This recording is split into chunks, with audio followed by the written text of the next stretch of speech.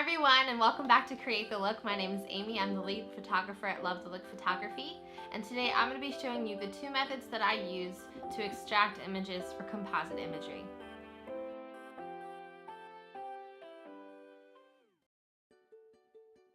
Alright, so we're going to start with the image that was taken outside. This image is of my son. He was just playing and I thought it was such a sweet moment. So I'm going to show you, this is the after it's all finished. So I just thought his position was really great and super easy. Now my one rule is whenever you're doing composites, I always make sure that you do it on a separate layer. Do not do it on your original layer because it'll get you in trouble if you need to go back and you made a mistake. So first thing that we do is we go ahead and create a second layer. Now just for my sake, I always tend to make the first layer invisible just so I can see what I'm doing a little bit better. So I'm going to go ahead and click the eye, make that invisible, and get going. My absolute favorite tool for extracting is the color range or color select tool. So the way that you get there is select, color range, and from here you pick the color that you want to get rid of. So I'll do this over and over again until I get rid of everything that I need. The reason why I do it this way is because it helps me when it comes to picking out all the little hairs and the little details. It's just really easy when it comes to that stuff for me, and I know some people have a harder time with it, but it's my absolute favorite method. So we'll go ahead and show you how that works. If you bring up the fuzziness, you'll see that it'll bring up the amount of colors that it'll include. I don't like to include too many because I don't want to take anything out of his skin tones. So this tends to be a little bit harder than it would be in studio, but it's not impossible. So I'm going to go ahead and erase. Now typically you'll want to create a layer mask as well. So for the sake of those who don't know how to do that, this is layer mask. And instead of erasing, you'll just use a black paintbrush. So go ahead and do that again.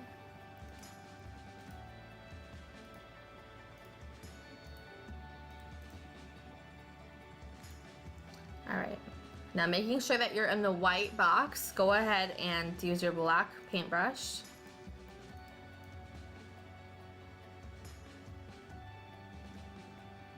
And this is how you'll end up extracting. So I'm getting rid of all the colors that I know I don't need.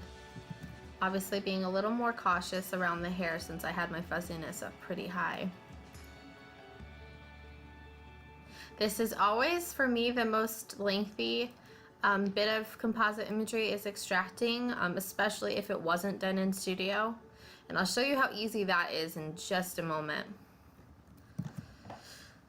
So you can already see we're getting there. And please don't be intimidated by composites just because you feel like masking is hard. It took me a while to get comfortable with it and to have it be a little bit quicker. So if it takes you a little bit of time for the first couple of times, don't be discouraged. It's totally normal. Another nice trick that I use is whenever you're wanting a straight line, make sure you press the shift button down and it'll make your lines straight. So it'll help you get those nice clean edges whenever you're freehanding. Now something that I like to do is I try to include a little bit of the original shadows. It just helps me to see where I need to blend later on. So I won't get rid of all of this color underneath his little tushy, but I'll get rid of most of it.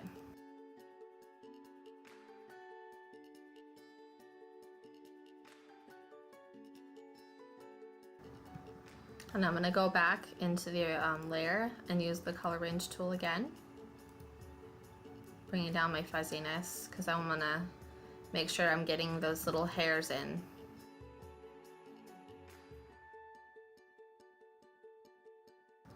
Now since I have so much color casting from the green behind him, I'm going to go ahead and use a little bit of a harder edge and just get rid of that hair in particular, these little fuzzies here.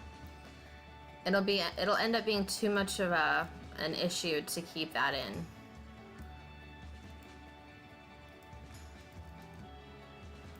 And I'm just using a white brush to bring back what it should have painted away.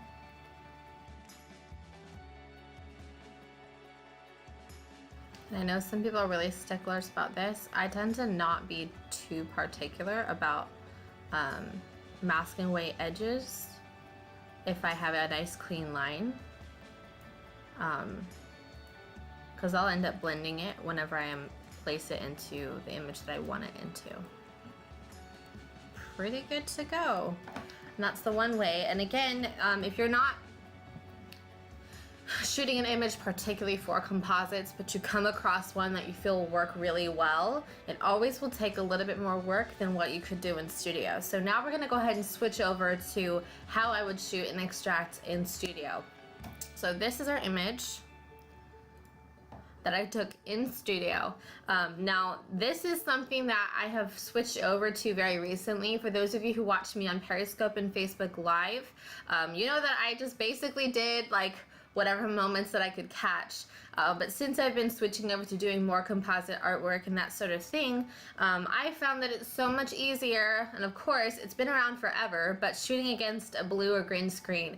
Now for me, I just went to Joann's and I got the flannel, or I believe this is fleece, fabric, 72 inch. It tends to be on the back wall for those of you who are in the United States, and it comes in 72 inches, so it's super wide, and it's like $3 a yard, so it's not much money, it's really budget friendly, and it makes your life so much easier to extract. So I'll go ahead and show you how I do that now.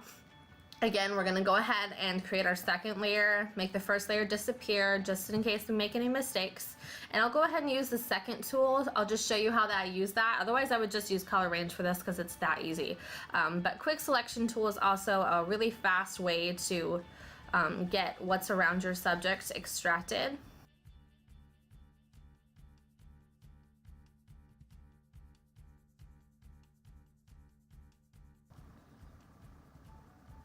You're gonna go ahead and go to this little button here called Select and Mask. And you're gonna play around with your settings here.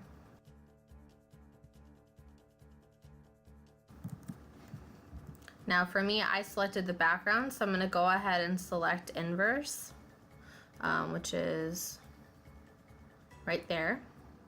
And then I'm gonna go ahead and click the layer mask button. So he's pretty much extracted. That was really simple. So that's one way you can do it, and you can obviously go back in and bring in all those colors, but again, I prefer the color range tool. So I'm gonna go ahead and do that one. So select color range blue.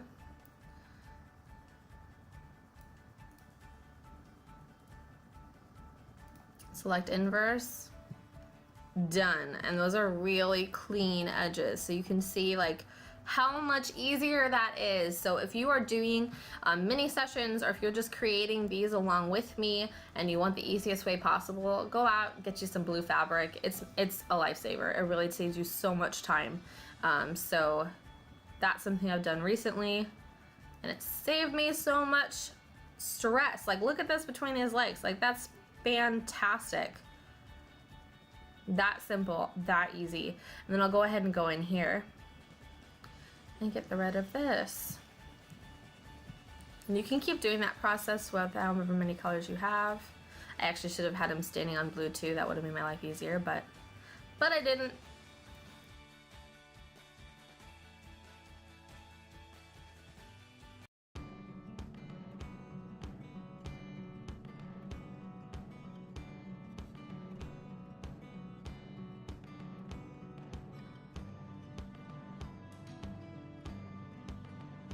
Now I know his feet are darker, and again, that's because I did not put him on the blue base, but it's okay because I am going to be putting him on a darker surface in the digital overlay that I'm using him for.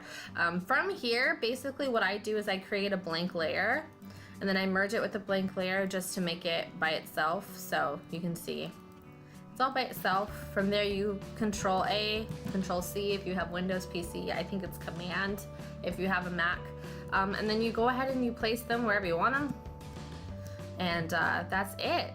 If you have another method that works for you for extracting, cool, go for it.